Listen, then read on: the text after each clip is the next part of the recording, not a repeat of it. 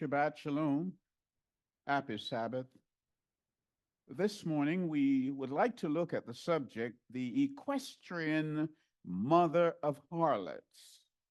The equestrian mother of harlots. Now, as I look at this subject, my mind is brought back to the legend of Lady Godiva. Lady Godiva is or was the wife of Leofric, a 11th century nobleman, the Earl of Mercia and the Lord of Coventry. And we're made to understand that he had levied great taxes on the citizens of Coventry, and his wife, Lady Godiva, pestered him daily to relieve the burden of taxes on the people. And he quipped, saying, I would only lessen the burden if you were to ride on horseback naked through Coventry. And so we understand that this legendary lore states that Lady Godiva rode through the streets of Coventry on horseback and she was naked. It was agreed that the citizen would stay indoors while she was riding on this horseback, except for one gentleman called Tom. Because of his lustful desire, he looked out through his window, and we're made to understand that he ended up being blind. So the term we get is peeping Tom. And so this morning we want to look at this equestrian woman, this harlot who is riding a beast. Now, to be equestrian, when you are claimed to be, or you have been assigned that position, meaning that you are an expert. You're not just an ordinary rider of an horse. And so this morning, it's a kind of a dressage moment in the scriptures here. A dressage, as you know, is a kind of a superlative expression of horse training where the horse and rider are expected to perform from memory a series of predetermined movement. It is a skill thing. And so this morning, it is quite interesting as we look at the word picture. We see a woman in her elegant ride on the back of a beast performing this prophetic dressage at the highest level. So turn with me to the book of Revelation chapter 17, as was read earlier to us, and the word says, and there came one of the seven angels, which had the seven vials, and talked with me, saying unto me, come hither, I will show unto thee the judgment of the great whore that sitteth up on many waters. Now, we got to understand something here, is that we're living in the Laodicean era, and Laodicea is a church under judgment. And so it is saying here that the angels with the seven vials, they come and they're going to explain to John here what is happening by way of the vision that he's receiving. It says, verse 2, with whom the kings of the earth have committed fornication, and the inhabitants of the earth have been made drunk with the wine of her fornication. So he carried me away in the spirit into the wilderness, and I saw a woman sit upon scarlet-colored beasts, full of names of blasphemy, having 7 heads and 10 horns. And the woman was arrayed in purple and scarlet color, and decked with gold and precious stones and pearls, having a golden cup in her hand, full of abomination and filthiness of her fornication.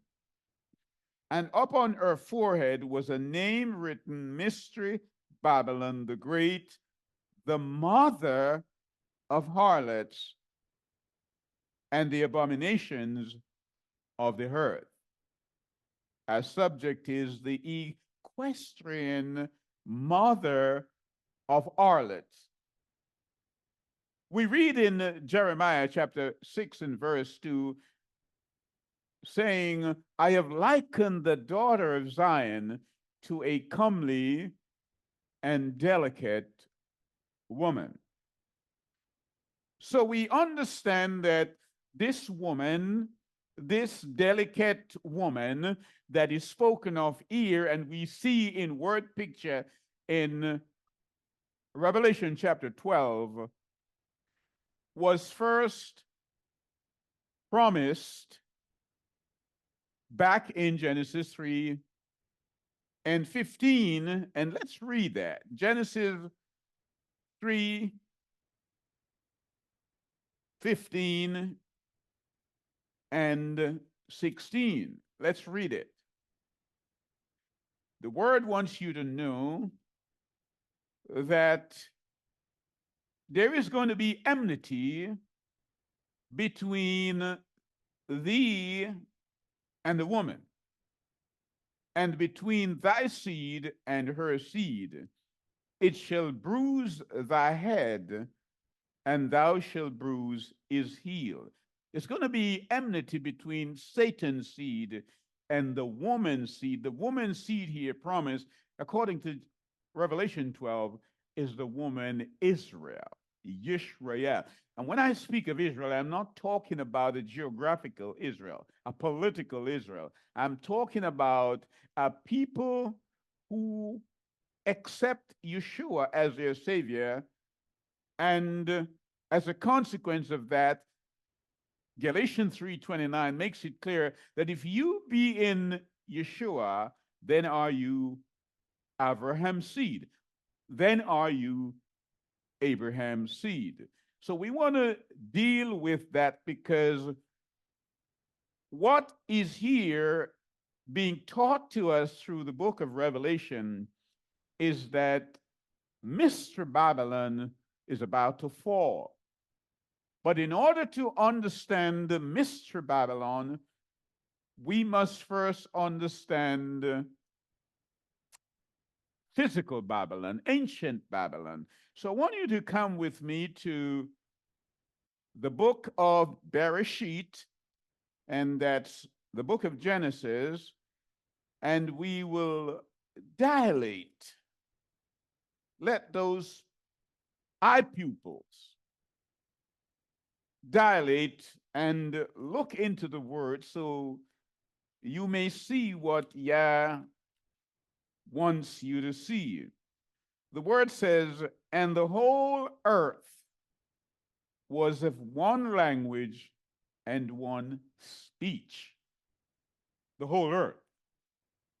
At this time in history, the whole earth had one language, and the scholars have come mostly to agree that the language here was Hebrew,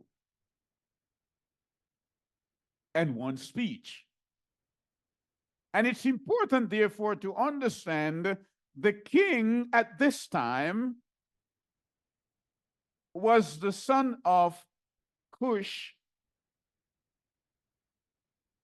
the son of Ham.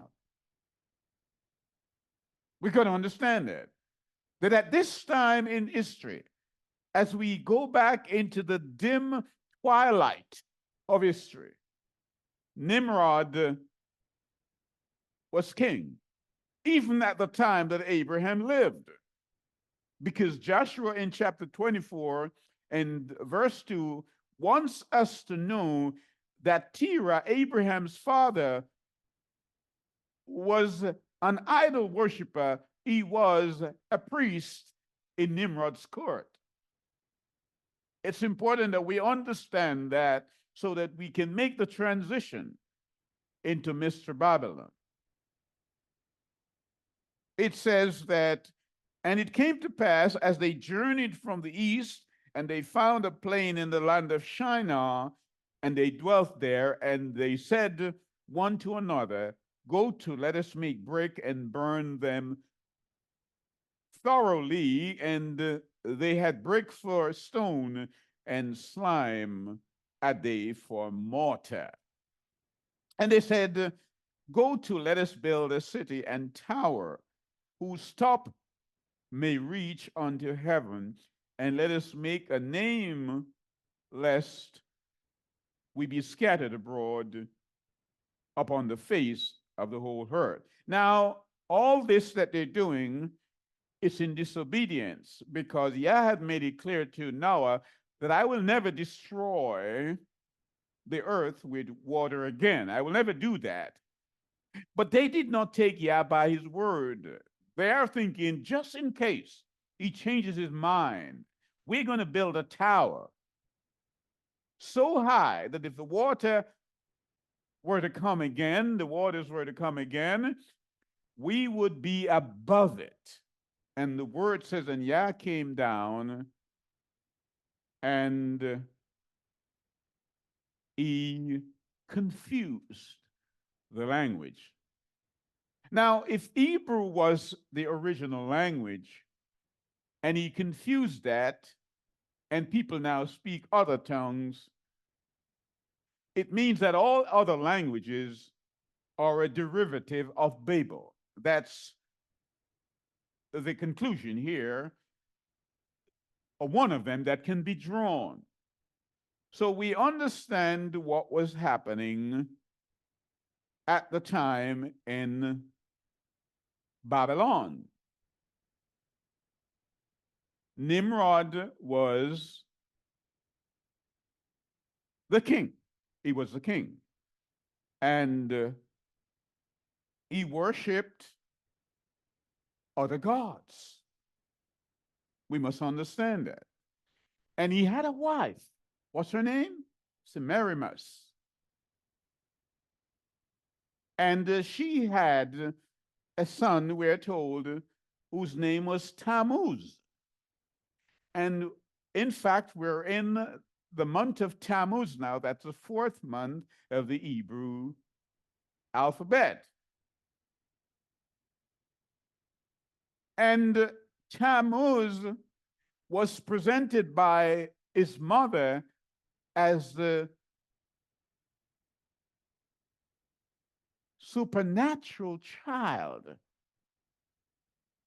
the king that was to come. That's how he was presented. And so the people began to worship Tammuz. So you had the mother and the child. And that would spread all over the world in different countries. Because when Babylon was destroyed, the priests and all the worshipers fled and they went to Pergamum. That's in Turkey. And we will get to that in a minute, but we need to understand that as far as Tammuz goes, we're talking about a religion that is the mother of all religions. So when the word says the mother of all harlots, we've got to understand what is being said. So we have the Ashtoreth and Tammuz. That's the mother and the child. That's Semiramis and Tammuz. And then we have Isis and Horus. That's in Egypt. The same thing, but it's called Isis and Horus. And then in Greece, we have Aphrodite and Eros, and from which we get the word erotic. But it's the same thing that started in Babylon, but they're now being worshipped in different cultures and in different nations. And in Rome, because they moved to Rome, it was called Venus and Cupid. So when the churches and the people have Valentine's Day and Cupid draws his bow, they are really doing exactly what Nimrod was doing back in Babylon. And so that will give you an understanding as to whether or not you are part of the daughters of this woman, this equestrian harlot. We've got to understand that. And so these things we must understand. If they are present in our congregation today, we must get rid of them. And so this religion spread across the world. And the ancient cults, they propagated under the name of Etruscan mysteries. And eventually, Rome became the headquarters of this Babylonian religion. The chief priests wore mitres, and some religions still wear that now, shaped in the head of a fish, in honor of Dagon. We see that in the scriptures. And the fish god. And so we understand that when Revelation chapter 17 is telling us that this woman, this church, is the mother of harlot, it is saying that her children are still doing what she taught. And so we got to understand that. And so the chief priests, when established in Rome, took the title Pontifex Maximus. And this was imprinted in his mitre, his fish hat. So when Julius Caesar, who, like any young Romans of good family, was an initiate of that religion, had become the head of the state, he elected Pontifex Maximus. That's Julius Caesar. And this title was held henceforth by all the Roman emperors down to Constantine the Great, who was at one and the same time head of the church and the priest of the heathen. And so we just want that backdrop for you to understand what happened, because now we're going to move from Bereshit and we are going to go back to the book of Revelation. We're going to go back to Revelation chapter 2. Revelation chapter 2. And we're going to look at that portion that look at the assembly of Pergamum. Let's look at that. The word says here that, verse 12 of chapter 2, and the angel of the assembly in Pergamum write, these things which he which hath the sharp sword with two edges, that's the word of Yah, it's sharp. I know thy works and where thou dwellest, even where Satan's seat is. This is Pergamum. This is in Turkey, the location. But perhaps you missed this, because when the Romish religion, which came from Babylon, started its practice, Emperor Diocletian decided that the empire was too big, so he split it in two, and there was an eastern leg and there was a western leg. And the eastern leg, the headquarters was in Istanbul or Constantinople in Turkey. So John wants you to know the angel the angel here having told him that at the time, this is where Satan's seat was. You didn't hear me. I said this is where Satan's seat is, not was. All right. So it says this is where Satan has his headquarters.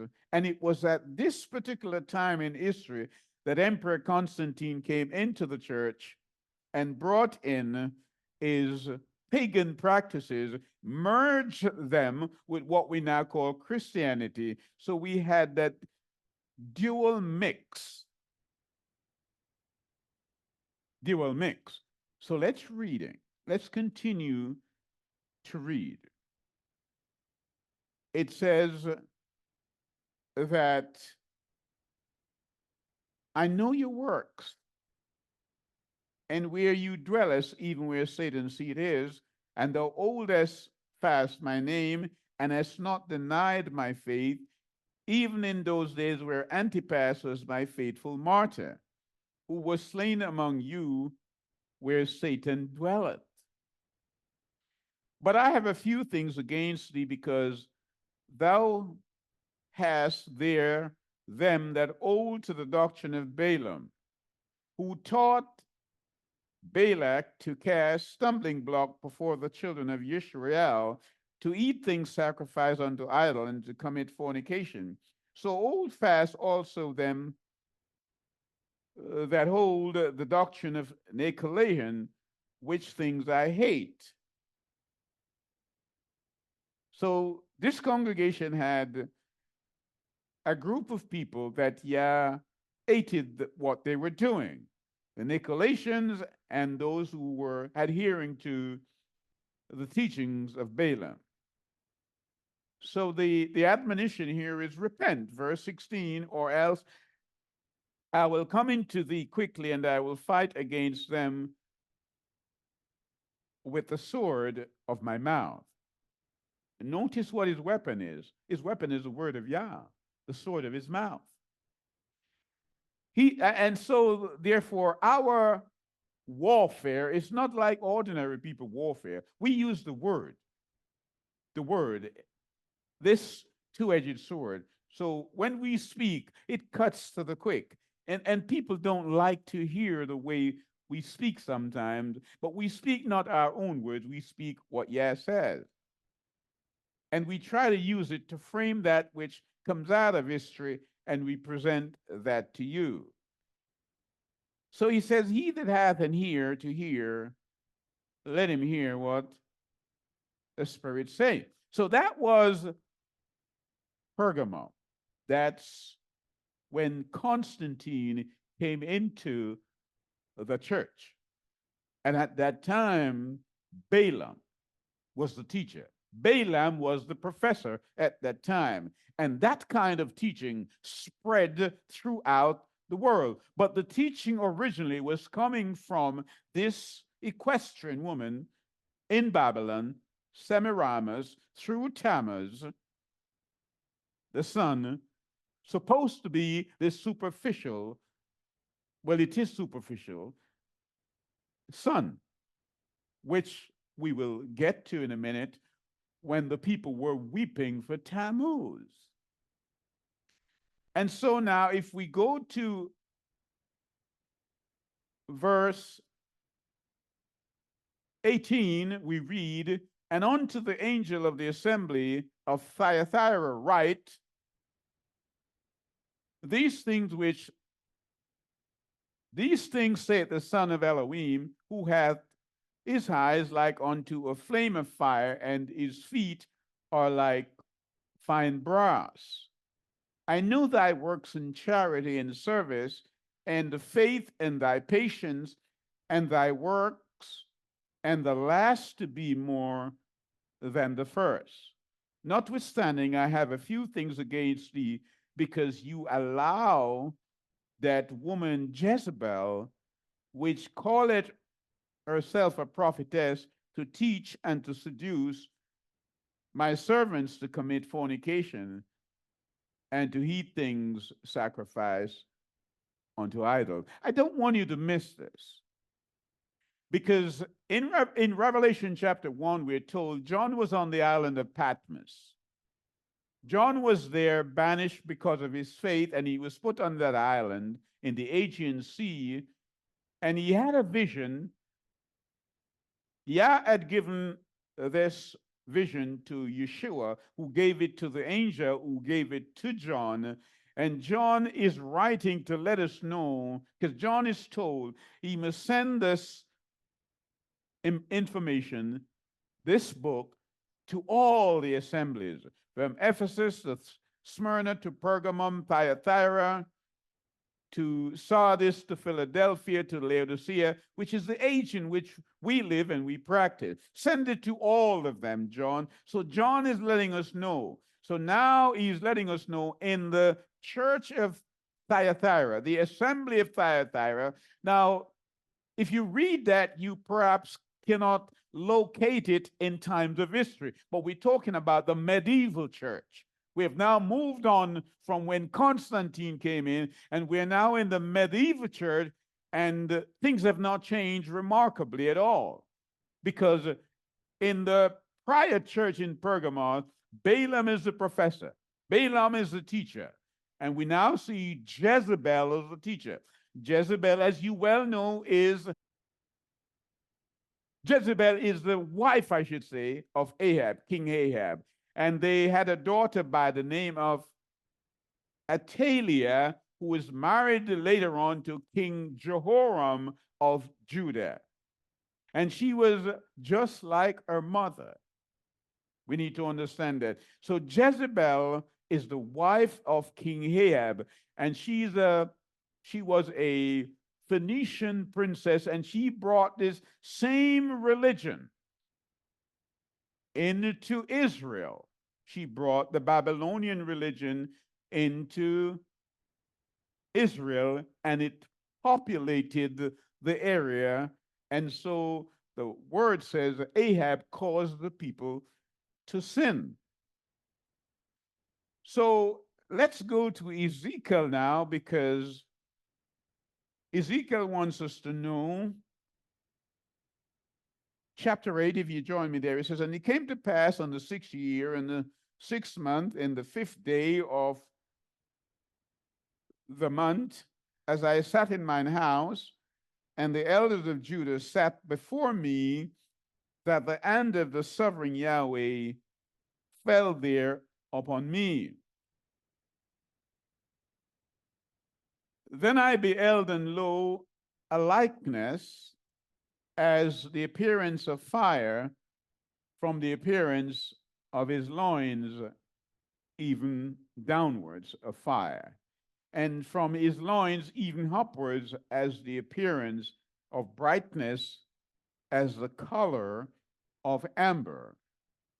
And he put forth a form of an hand, and took me by the lock of mine head, and the Spirit lifted me up between the earth and heaven, and brought me into the visions of Elohim in Jerusalem." Now, Ezekiel, you must remember, was in the second batch of captives that were taken from Jerusalem and brought to Babylon.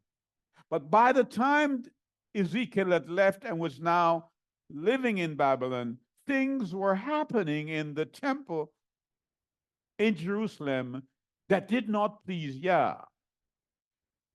And seemingly there was nobody there for him to talk to. So he came and he took Ezekiel, whether spiritually or physically, and brought him to Jerusalem in the temple to show him what was going on, because that which was started in Babylon was now in the temple in Jerusalem. We've got to understand that. So I'm showing you how this mother of harlots, this Babylonian religion, how it populated the world and the churches. Even now, it is even more plentiful. But unless you know what it was back then, you perhaps won't know what it is now. And that's my intent, to thread the prophetic needle so that you can understand what the garment looks like when it is sewn. We've got to understand that. And so Ezekiel is brought to Jerusalem so that he could see what was happening in the temple. And the word says that when he entered into the inner gate that looked towards the north, there was a seat of an image of jealousy, which provoketh to jealousy. And behold, the splendor of Elohim of Israel was there according to the vision that I saw in the plain. Then said he unto me, Son of man, lift up thine eyes now the way towards the north. So I lifted up mine eyes the way towards the north, and behold, northwards at the gate of the altar, the image of jealousy in the entry. He said furthermore unto me, Son of man, seest thou that they do even the great abomination that the house of Israel committed here, and that I should go far off from my sanctuary? But turn thee yet again, and thou shalt see great abomination. And he brought me to the door of the court, and when I looked, behold, a hole in the wall. Then said he unto me, Son of man, dig in the wall. And when I had digged into the wall, behold, a door. And he said to me, Go in, and behold, the wicked abomination that they do here. So I went in and saw, and behold, every form of creeping thing and abominable beast, and all the idols of the house of Israel portrayed upon the wall round about. And he's giving Ezekiel the prophet a tour of the temple. And nobody here in the temple seems to recognize what they were doing is wrong. The priest and the leaders in the temple, it was okay for them, but not for Yah, because when Yah told Moses, build me a sanctuary that I may dwell with you, he gave him this specification and told him the kind of worship that they should perform there to him. But this had moved. This was an aberration from what was to be. And so the word says at verse 13, and he said unto me, turn thee yet again, and thou shalt see greater abomination. I don't want you to miss this. So it's like it is in sequence. Greater abomination was taking place. And he's letting him know, come and look. Then he brought me to the door of the gate of Yahweh's house, which was towards the north, and behold, there sat women weeping for Tammuz. They're doing what? They are weeping for Tammuz. I said earlier that Tammuz is the son, or was the son, of Nimrod and Semiramis, who is referred to as the Queen of Heaven. That's who he was, and the people were weeping for Tammuz. Now, because you're not living in the time of Babylon, you probably don't associate what this is. This has to do with the fact that weeping for Tammuz means that the people weep, they pray and they fast for 40 days, and we call that Lent. And on a certain day, they put ash on Ash Wednesday on their forehead, and they continue this process. There's nothing in the word of Yah that says that you ought to do this, but it is done in religions today.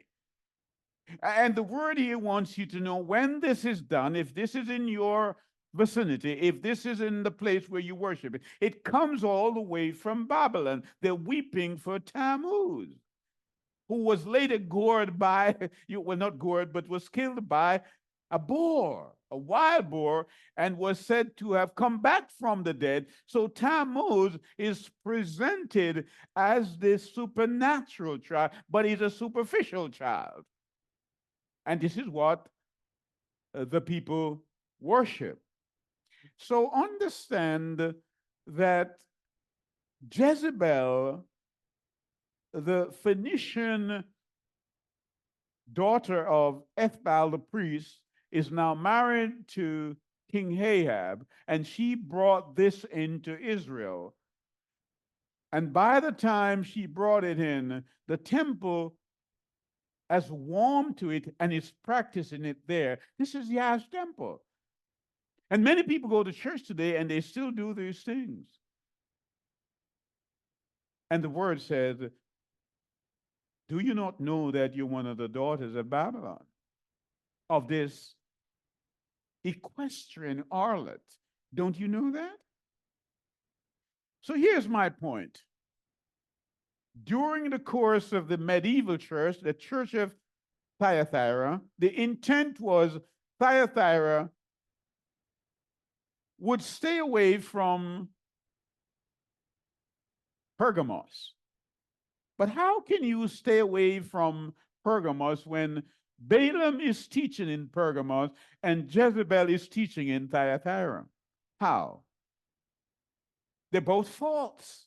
And you remember Jezebel had her own prophets at her table, and Elijah had to take issue with that matter and brought them to Mount Carmel and dispensed with them during the time of famine. Amos tells us at this particular time there is going to be a famine in the land, but it's not going to be for food and water, it's going to be for the word of Yah. And we see that people are searching all over the place, and they're scrolling all over the place, and they're zooming all over the place, looking for the truth, and they are not finding it because the word says that Babylon is falling. And sometimes we try to externalize the issue here.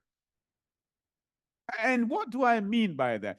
We, because of the fact that people are in institutions and in denominations with different labels, they think they are different from the church up the road, even though they're practicing the same Babylonian religion. They think they're different because one will tell you, oh, I'm a Baptist. And I've been a Baptist all my life. Another will tell you, I'm a Lutheran. And of course, another comes along and says, but I'm different from them. I'm an Episcopalian. And another one will say, well, the thing is this, that, we are Seventh-day Adventists. And another one comes along and says, but we are Catholics. And another one will say that, well, now we're Pentecostals. And of course, another one said, we are Jehovah's Witness. But here's my point. The church of Thyatira, the medieval church, Jezebel was teaching in there. The doctrines of Jezebel was teaching there. Jezebel, as you know, was the one who forged her husband's signature and stole the land, the patch of land belonging to Naboth. You know that. And it was the same Jezebel who dressed up in earrings and brooches. And, we see that in the churches these days. Women dress like Jezebel, and they think it's all right. But they don't know that that's Babylonia. They don't know that. And this is why Israel could not take the city of Ai, because Achan had stolen the Babylonian garment. So you can dress anyhow you want, and a piece of gold, and hid it in his tent. We know that. We've got to understand what is happening here. So when we found that this teaching did not stop in Pergamos. It found its way, it seeped its way, it meanders its way into Thyatira. And so when the next era came, we called Sardis. Sardis said, we must reform Thyatira. So come with me there. Come with me to Revelation chapter 3, because we got to understand this. The word says, I'm here addressing now or dealing with the Church of the Reformation. Much is said here about the Church of the Reformation, the Lutheran, the Calvinists. Are you with me? All these churches, Dutch Reform. Yeshua came and he reformed the church, and the people have deformed it. And so in churches from the pulpits, you hear much said about the reformers, how great they were. And I'm not suggesting for 1 minute that they didn't do good work, but hear what the word says. And unto the angel of the assembly of Sardis, write, these things saith he that had the 7 spirits of Elohim and the 7 stars. I know thy works, that thou hast a name, and that thou livest, but thou art dead. Wow. Hold on.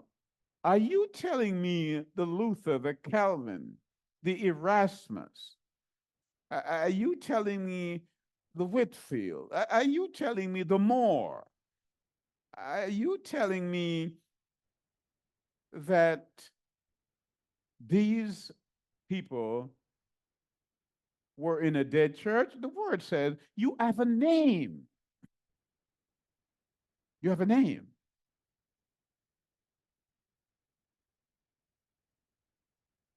But you're a dead church.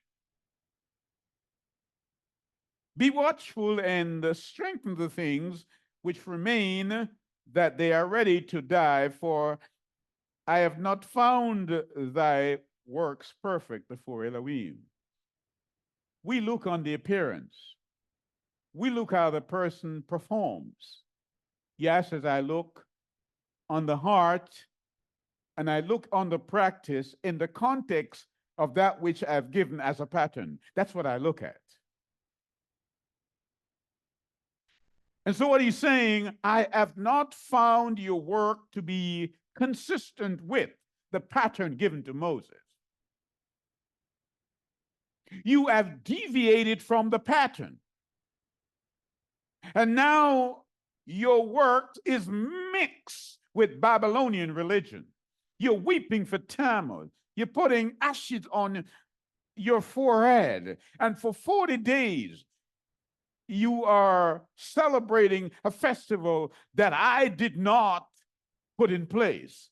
You have omitted the Passover. You have omitted the Feast of Weeks. And you have omitted the Yom Kippur, and you have omitted Tabernacle and all those feast days. You don't even keep the 7th-day Sabbath anymore, according to Leviticus chapter 23. And then you want the world to know that you have a church. No, you're a dead church. You're a dead church. And I'll come to you as a thief in the night. So he only comes to the dead church as a thief. Remember that. So here is the point. This church of the Reformation, Sardis, the intent was to reform Thyatira, who got its teachings partly from Pergamos, where Satan's seat is. So I want you to understand who is messing up the church. Satan's seat was in Pergamos at the time that Constantine joined and merged paganism with Christianity and then made Christianity a state religion. That's historical facts. Historical. So when the Church of the Reformation, Sardis, started to reform Thyatira, the response of the church, Catholic Church, was that we will get rid of you. And they had to flee from Europe and they came to America. The point is, every church that came out of the Reformation today came out of this period. Every single Protestant church came through this. Many came out and they continued like Rome do to keep the first day of the week rather than the seventh day of the week as a Sabbath. They did not change. They left Rome, but Rome did not leave them. We've got to understand that. We're trying to make sure that we don't make the mistakes of the past. Constantine was the one who told them, I don't want anybody to Judaize.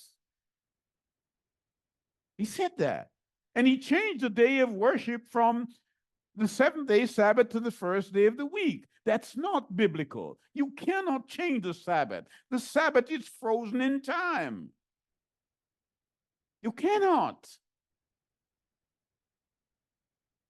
And so when you say the laws are done away with, as a gentleman told me this week that Paul says the laws are done away with, I said to him, well, how is it that a person can sin when there is no law? Because the law is the criteria by which you are judged what is right and what is wrong. So how? Paul says the law is perfect. But they misunderstand. They don't understand that there is a difference between the book of the covenant and the book of the law. They don't understand that. So here is the concern that I have. Many who are Protestant in their orientation don't make the prophetic link and understand that they are simply a daughter of the harlot by way of their practice. They don't see that. They do not see that. And so we're going to look at the prophet Jeremiah, if you care to join me there. Jeremiah, and we're going to look at chapter 7 and read verse 18. It says, the children gather wood, and the fathers kindle the fire, and the women knead dough to make cakes to the queen of heaven. They're making queen for Semiramis, and later this became Mary, the mother of Yah in heaven. They're making cakes. And to pour out drink offerings unto other Elohim. Who are they doing this to? To other Elohim, other gods. It's not the real one. It is superficial. They think that it's supernatural, but the word wants you to know it's superficial. Understand where I'm going. It says they are doing this, they are making hot cross bun. We're dealing with Easter here. They're making cakes for the queen of heaven. That's what the harlots and the children do. The word wants you to know that. Do they provoke me to anger? Said Yahweh. Do they not provoke themselves to the confusion of their own faces? Let's read that another way. Do they not provoke themselves to the Babylon of their faces? Because Babylon means confusion. Therefore, thus saith the sovereign Yahweh, behold, mine anger and my fury shall be poured out upon this place, upon man and upon beast, and upon the trees of the field, and upon the fruit of the ground, and it shall burn and shall not be quenched. Let's go to chapter 44 of the same book. Chapter 44. Because we need to understand that we cannot do as we please and expect to have the favor of Yah. Verse 17.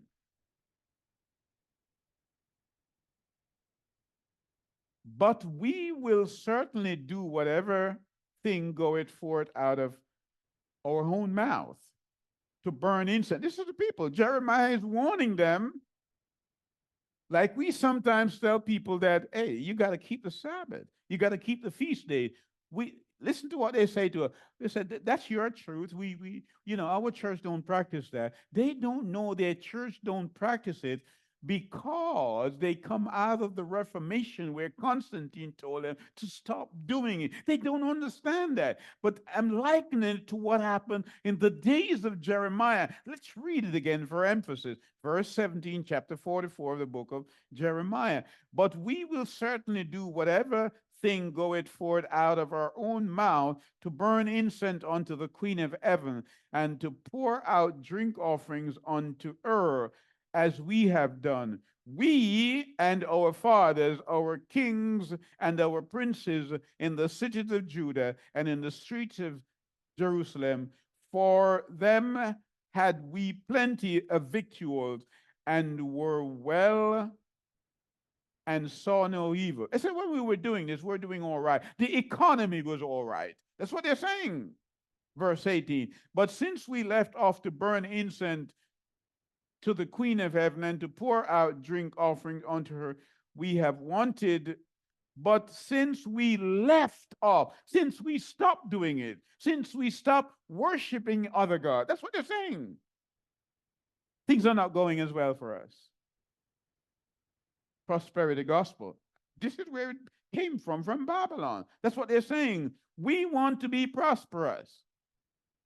And when we burn, verse 19, and when we burn incense to the Queen of Heaven and poured out drink offerings unto her, did we make her cakes to worship her, and pour out drink offerings unto her, and without our men. So they were making cakes.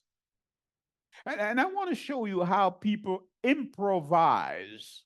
These cakes were for what they call Easter, during the course of Lent for 40 days. Now, we know that it was in Luke chapter 4 that Yah led into the wilderness by the Ruach, the Holy Spirit, to be tempted.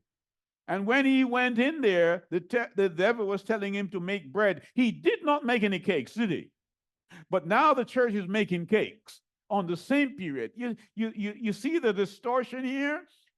What did Yeshua say? Man shall not live by bread alone, but by every word that comes out of Yah's mouth. And the church says, okay, Satan, we will make cakes. That's what they're doing. And so people improvise down the ages, and in some cultures, they don't only make cake, they make bun and heat cheese at Easter. Bun and cheese, if you're living the island. It's the same practice. And some make hot cross buns. It's the same practice. Jeremiah is warning us here. And this was what was happening. This is, if you're doing this, it means that you are one of the daughters of who? The harlot. We've got to understand that. So we're talking about Ishtar. That's what we're talking about. So again, I just want to repeat, Ashtoreth and Tammuz.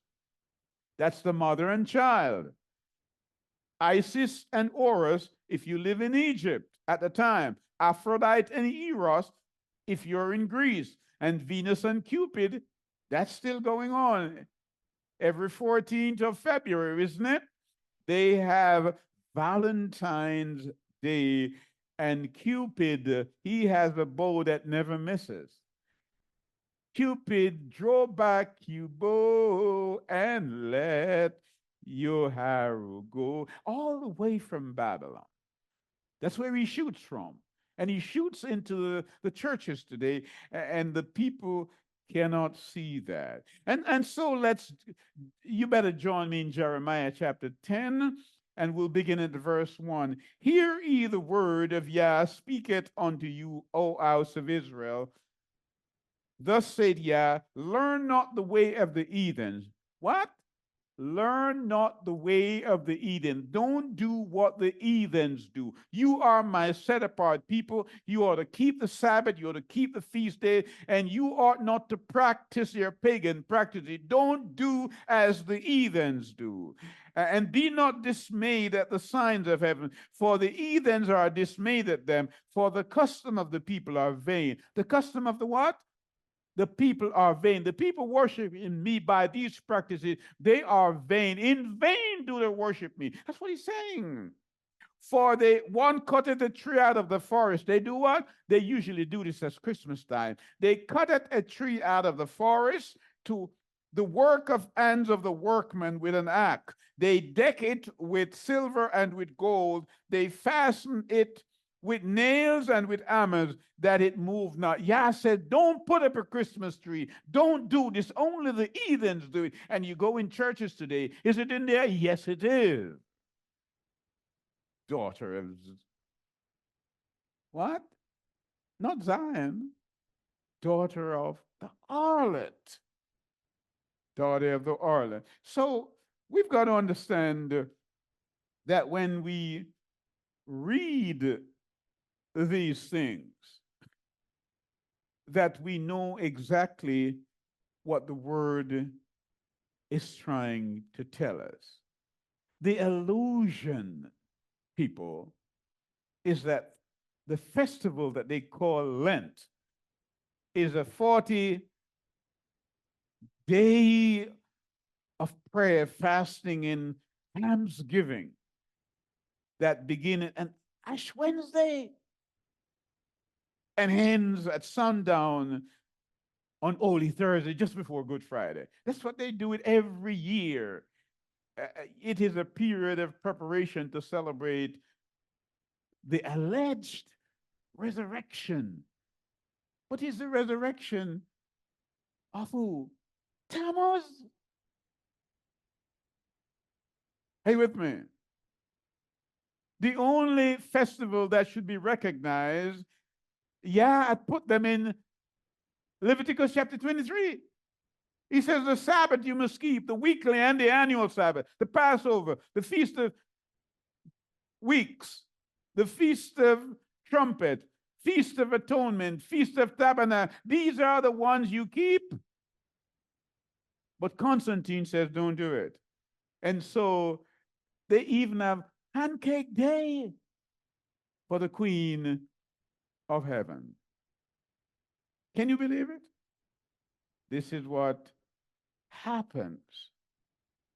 And so we got to warn the people of this. It all started in Babylon. And so I give you that context to simply say this. It was that kind of environment Abraham was in, and Yah says, come out. Come out. Leave your family and come out of Babylon. So all that you hear me say here and have read to you, Abraham was in that according to Joshua 24 and verse 2, and Yah called him out. So I hope now that you are sanguine enough to understand what I'm about to read to you in Revelation chapter 18.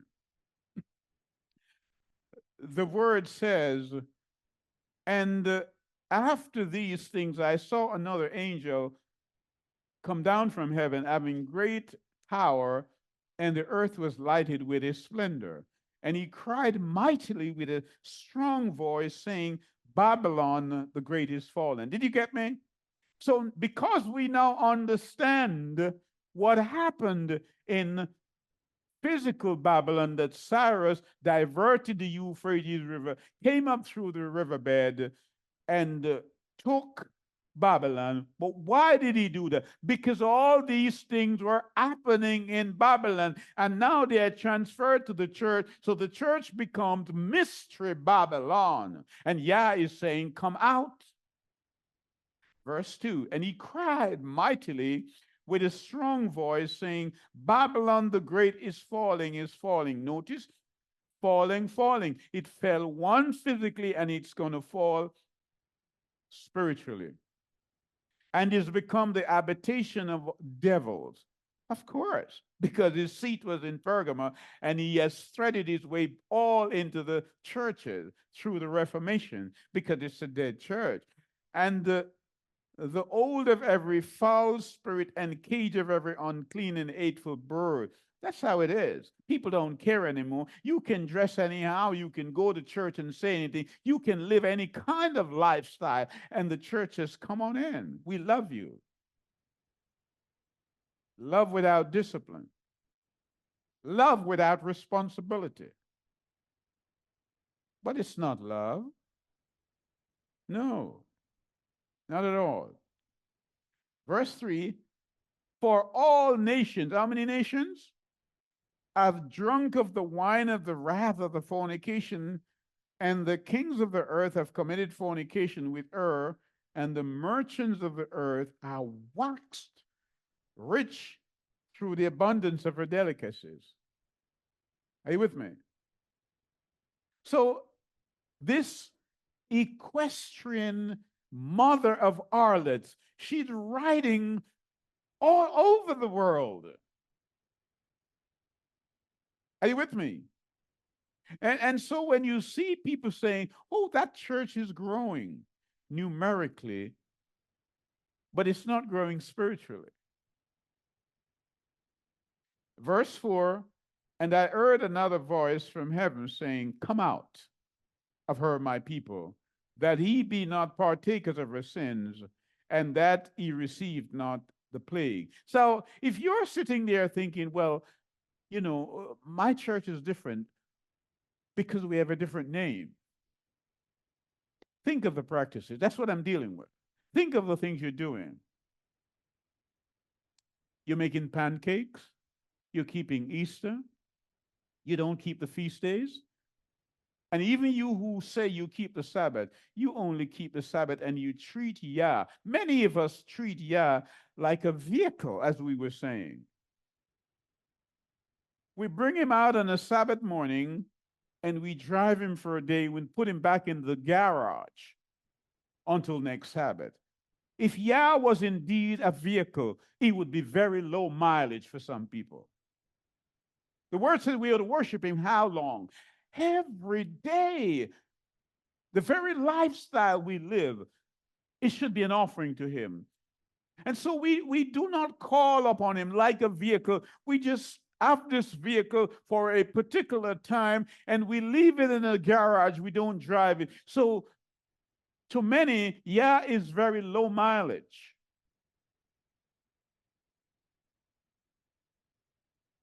But Yah is more willing to answer our prayers more than we're willing to pray them.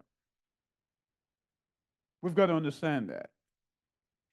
And so you better join me in verse 22 and 23. Because sometimes I hear people say, well, you know, that church is so and so. You got to understand all the churches, all the denominations, mainstream and otherwise, they are part of Laodicea. Are they not? And listen to what the angel said about Laodicea. You see, you get your report card and you think it's another child's report card. The angel said, you flunked, you failed. We have failed. Let's read it. Revelation chapter 3. And, well, let's look at verse 20 first. And I stand at the door and knock. If any man hear my voice and open the door, I will come in and sup with him, and he with me. Now, why is Yeshua outside the church? When John says he saw him in the middle of the church. Hear me, come with me, because we're examining this thing. This is, we're watching the dressage of this equestrian harlot. That's what we're doing. Revelation 1, John says, and I turned to see the voice that spake with me, and being turned, I saw 7 golden menorahs, that's lampstand, and in the midst of the 7 menorahs, one like the Son of Man. He saw him where? In the middle. Now, you can look at that in another perspective. If there are 7 assemblies and he was in the middle, he was there at the time of the medieval church. That is the church of Thyatira. But he's no longer in them. Revelation 3 and verse 20 said he's outside, he's left. The angel come down, Revelation 18 is telling you he's left. And he's telling you why. So you better come with me to 22 and 23. And the voice of the harpers and the musicians and the pipers and the trumpeters shall be heard no more at all in thee. It's no longer going my way. And no craftsman of whatever craft he be shall be found any more in thee, and the sound of a millstone shall be heard no more at all in thee. And the light of the menorah shall shine no more at all in thee, and the voice of the bridegroom and the bride, who is the bridegroom? Messiah, shall be heard no more at all in thee. For the merchants were the great men of the earth, for by their sorceries were the nations deceived. He said, you've been deceived by the merchants. And in her was found the blood of the prophets and the saints and of all that were slain upon the earth. Come out.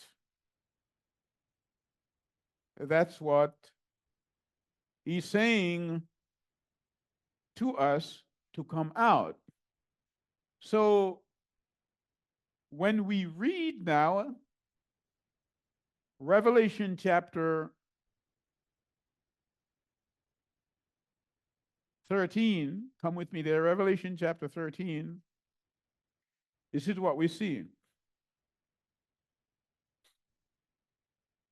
It says, and after these things I saw 4 angels standing on the 4 corners of the earth, holding the 4 winds of the earth, that the wind should not blow on the earth, nor on the sea, nor on the tree. And I saw another angel ascending from the east, having the seal of the living Elohim, and he cried with a loud voice to the 4 angels to whom it was given to him to hurt the earth and the sea, saying, hurt not the earth, nor the sea, nor the trees, till we have sealed the servants of Elohim in the forehead. Don't do it yet. I'm out of the church. I've come out. I'm knocking, and whosoever opens, I will go in and sup with him, and he will sup with me. But I have some people that I want to seal. But I can only seal them when they come out of Babylon, like Abraham came out of Babylon. Abraham, leave your country. Leave. And Abraham left. And Galatians 3:29 reminds us, and for those who didn't know, informed you that if you are in Messiah, then and only then are you Abraham's seed. Abraham is your father if you're in Yeshua. If you're not, then your claim is only an allegation. Your faith is an allegation. Because in 1 Timothy chapter 4 and verse 1, he said, the Spirit, the Ruach, speaks expressly in the last days that some will leave the faith. They are state members in the churches, but they have left the faith because they're not practicing what Yeshua has said. With boldness and impudence, recalcitrance. What do they say? Oh, the feast days are done away with, and we don't have to keep. Impudence. That's what it is. We don't have to keep it. Who dare you say that? Shall I remind you? You better come with me to Daniel chapter 7.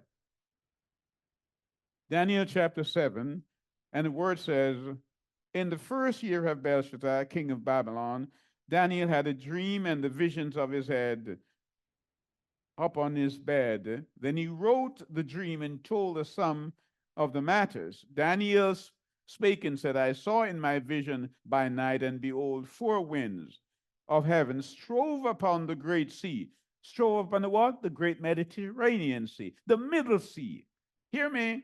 It's called the Mediterranean because it's in the middle between Africa, Europe, and Asia. It's in the middle. That's where he saw them. And he said, these four beasts will come out of that area. All right? And what was in that area later came on and went into the Ethiopian Sea, which we call the Atlantic Sea. And so it travels. And the first was like a lion and the eagle's wing. I beheld till the wings thereof were plucked, and it was lifted up from the earth and made to stand on the feet. And what concerns him here was the fourth beast. The four beasts. But we won't labor it because what we really want to use that as a stepping stone so you could understand Revelation chapter 13. Because we see in Revelation 13 this composite beast that is made up of these four beasts we saw in Daniel 7. It says, and I looked upon the sand of the sea and saw a beast rising up out of the sea, having 7 heads and 10 horns, and upon the crowns horns, 10 crowns, and upon his heads the name of blasphemy. And the beast which I saw was like a leopard, and his feet were as the feet of a bear, and his feet. Now, remember, you got to go back to Daniel chapter 2 to understand these, because Daniel had given who the leopard represent. But when you read chapter 7 and 8 of Daniel, you're really talking about Greece, mostly. Remember that eagle that came and attacked the ram, and after that, 4 horns came up, or 4 kingdoms came up, Lysimachus, Seleucus, Cassander, and Ptolemy, all those 4 kingdoms. And so when you have 4 kingdoms coming out of Greece, and you have 2 other kingdoms, which was Egypt and Assyria, that's 6. So now we are ready to go back to Revelation chapter 17. Are you following me? Because we are told this woman is riding. She is an equestrian, skillful harlot. And it says that John says she carried her, which hath the 7 heads of the 10 horns. Are you with me? This woman is riding the beast that we just read in Revelation chapter 13, has 7 heads. Now, some theologians and students of the Bible have misunderstood this and said this is to do with Rome because it sits on 7 hills. No, it says mountains. Mountains. These are mountain kingdoms. We've got to understand that. The beast that thou was and is not, and shall ascend out of the bottomless pit. So let's look at it and understand before we close this thing. There's 7 heads, 7 beasts, 7 of them, and the word says that this is the time of the Gentiles. All these beasts would come. Are you with me? Daniel showed us 4, only 4 beasts. But Daniel says the eagle has 4 heads. 4. So when you count 4 and 2 is 6. But John is told 1 is coming, he's not yet come. So let's look at that. verse 7 of chapter 17. And the angel said unto me, wherefore thou marvel? I will tell you the mystery of the woman and the beast that carrieth her. I will tell you this prophetic lady Godiva, who she is. Are you with me? She's not, this woman is not from Coventry, but she is from Babylon. Understand? Perhaps you know the history of Coventry, don't you? Coventry is a city where I worked at some years ago, and the Coventry was the most damaged city during the war by the German Blitz. The cathedral was destroyed, and it was totally in disarray. That's Coventry. And so the phrase that we are going to send you to Coventry, if you ever heard that phrase, simply means we're going to ostracize you. We are not going to talk to you. You are sent to Coventry. And in ancient time, the royal prisoners would go to Coventry. So it's a kind of contemporary, I don't mean disrespectfully, Babylon in Coventry, the way it was bombed and treated. This woman here, we're told in Zechariah chapter 5, she's on her way to Shinar to build a temple. But John is told, I want you to know, so you don't have to conjecture, John. You don't have to speculate. The beast that thou sawest was and is not. Because John is told earlier that 5 of the beasts have already fallen. Did you hear me? John is told that 5 of the beasts have already fallen. And he's saying, wait, John is saying, well, let's go there and so you understand. There are 7 beasts, 7 kingdoms. There's Egypt, there's Assyria, there's Babylon, Media Persia, that's 4. Greece, Rome. Let's hold it here, that's 6. But I want you to get this. John says 5 have fallen. So he's letting you know that up to Greece are fallen. Alexander the Great is dead in 323 BC. So we're dealing now with post-Alexandrian era. That's what we're dealing with. So John wants you to know the 6th beast is the beast, the empire that placed him on Patmos. That's the Roman Empire. That's the 6th. Are you with me? So in order to understand the beast, you've got to understand the history or the historicity of what had happened. He says, the beast that thou sawest was and is not, and ascend out of the bottomless pit. So that the question that is easily ascertained now, or the answer to it is, who followed Rome? Which empire followed Rome? Rome is the 6th. John made that clear. The Ottoman Empire. That was the 7th. That's what John wants you to know. And it had a wound. But it will rise again, says John. And the 7th will be the 8th. Because Yeshua already told you in chapter 2 of Revelation, that's where Satan's seat is. Where? In Pergamos. Where's Pergamos? In Turkey. That's the word of Yah. Let's continue. The beast that thou sawest was and is not, and shall ascend out of the bottomless pit and go into perdition. And they that dwell on the earth shall wonder whose names are not written in the book of life. Whose names are not written in the book of life? Those in the dead church. The church like Sardis. So he will come as a thief in the night. Why will he come as a thief in the night? Because he's coming on the Feast of Trumpets. And the churches do not keep the Feast of Trumpet. So it will be a shock to them. And the Feast of Trumpet, which is the first day of the 7th month, identified in Leviticus chapter 23, is an annual Sabbath. And the Protestant churches do not keep annual Sabbaths.